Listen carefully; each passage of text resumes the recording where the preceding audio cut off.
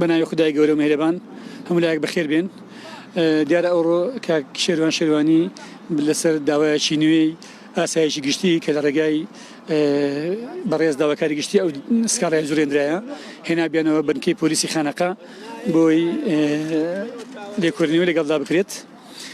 طبعا ئەو داوای ئاسایشی گشتی لەسەر ئەوە بووە کە گوایە ڕۆژی 16 مانگ 16 کە دادگایکردنی کاک شێروان و هاوڕێکانی بووە گوایە لە کاتی کاک شێروان دیفاعی لە خۆی کردیە ناوزڕاندنی بە ئاسایش کردیە.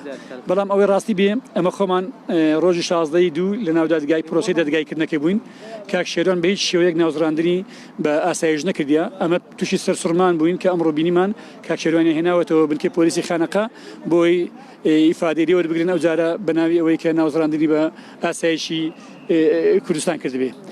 بۆیە ئەو کاتە لەلایەن بەڕێز کاک عەبدولقەهار ڕائیل عەبدولقەهار بەڕێوەبەری پۆلیسی خانەقا و هەروەها بەڕێز دێکۆڵەرەوەی دادی زۆر هەوڵیاندا لەگەڵ نوێنەرەکانی ئاسایش کە ڕێگە بدەن پارێزەرەکان دابنیشین و شتێکی یاساییە ئەمڕ سوپاسیان دەکەین. بەڵام ئاسایش لە ناو بنکەی پۆلیسیش ئەوان تەحەکومیان کرد و ڕێگەیان نەدا و ڕێگریان لە ئێمە کرد کە ئەمە حزورمان هەبی لە کاتی وەرگرتنی وتەکانی لە ناو بنکەی پۆلیسی خانەقا. بەڵام تعامل و مامەڵەیان زۆر جوان بوو. برادرانی پۆلیس محقق عەدلی هەروەها بەڕێز دادوەری دادگای لێکۆڵینەوە مامەڵەیەکی زۆر جوان و قانونیان لەگەڵ کاک شێروانی کرد ئەم جاریان. و هەروەها کاک شێروان پەیامێکی هەبوو. هەڵبەتە من خۆم بە چاوی خۆم پەیامەکەم کاک شێروان نەبینی لەبەرەوەی لە بنکەی پۆلیس ئەمە لە ژۆرێ بووین ئەوان بە ئیسعافێک بردیان. بەڵام من پەیوەندیم بە کاک کامەران سەرمەمی کرد کە ئەو لەناو مەحکەمە بوو وتمەوە کاک شێروانی هێنانەوە ئەم پێڕانەکەم خۆل لەگەڵی بڕۆ بەردەم دادوەری دادگای لێکۆڵینەوە پەیامەکەی کاک شێروانی لەلایەن کاک کامەران با خۆی بۆتان باز بکە. زۆر سوپاسان دەکەم و لای بەخێر بێت. ئەگەر پەیامەکەی چی بوو پەیامەکەی بڵێن. بەڵێ گوتی ئێمە وریان زۆر بەرزە و سڵاو بوو. بەڵێ کاک شێروان پەیامەکی هەبوو لە هەموو دۆست و برادەر و ئەوانی کەوا داکۆچی دەکەن لە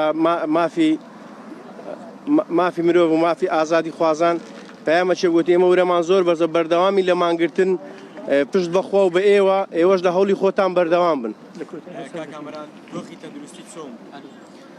بەڵێ تەندروستیوی زۆر کەوا لاواز بووە بەڵام جەستەی زۆر لاواز بووە بەڵام ورەشی زۆر بەرز بوو. کاک بەشدار سەبارەت بەوەی کە ئێوە هەفتەی ڕابردوو کاک بەشدارەکە بیتەوە ئێرە دادگای تەمیز کە ئێوەش کتابێکتان هێنا بۆەوەی دۆسیەکەی ڕەوانەی دادگای تەمیز بکرێت. دۆسیەکەی ڕەوانەکرایە؟ بەڵێ ئەوڕۆ کتابەکەمان ڕادستی محکەمەی جینایەتی 2 کرد بەڵام تا ئەو دەقەی دۆسیەکەی هەر لە محکەمەی جینایەتی 2 لە خامەیە هەندێک ڕێکاری ڕێکخستنی پەراوەکە هەیە کە پەراوەکە گەلێک زۆرە ڕەنگە 1000 پەڕ ببێ بۆیە تا ڕێک دێخن و فەرەستی دەکەن دەینێرن چەند ڕۆژەشی دەوێت تەوەقوع دەکەین و ناوەڕاستی هەفتە کۆتایی و هەفتەیە پەراوەکە ئەو دۆسیە دەگاتە محکەمەی تەمیز. کاک بەشدار بۆچی تا ئێستا لە زیندانەکانی ئاسایشن نەدەستراونەتەوە بۆ سەر وەزارەتی کار و کاروباری کۆمەڵایەتی؟ بەڵێ پرسیارەکەت زۆر لە جێخۆیەتی فعلا بەپێی قانون ئەو کەسێک کە حکم دەکرێت دەبی یەکسەر ڕادستی وەزارەتی کار و کاروباری کۆمەڵایەتی بکرێت. بەڵام ئاسایش تا ئەو دەقەش ئامادەنینە ئەو زیندانیانە ڕادستی چاکسازی گەوران سەر بە وەزارەتی کاروباری کۆمەڵایەتینە ڕادستیان بکاتن و نازانین شوێنیشان لەکوێیە. کاک بەشدار چ کاریگەریەک بەسەر کەیسەکە دروست دەکە ئەم سکاڵای کێسا سەرکەمەکە ئەو کاریگەریانە چی بەسەر کەیسی ڕابردوو دروستیەکە؟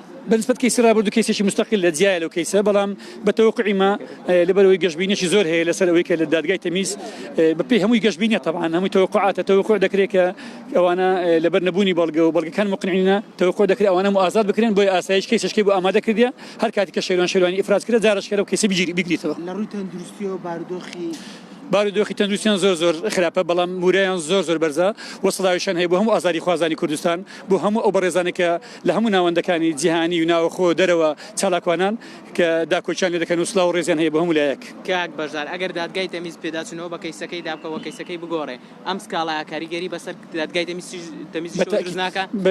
پەیوەندی بە تەمیز وۆی نەگەل ئیفراز بکرێن بەڵام تەنهاش ئێستا لەو دقەی بەس شێروان دەگیرێتەوە جارێکی کە لەسەر مەوزوعی گوایە ناوزڕاندنی بە ئاسایش کردووە. باش.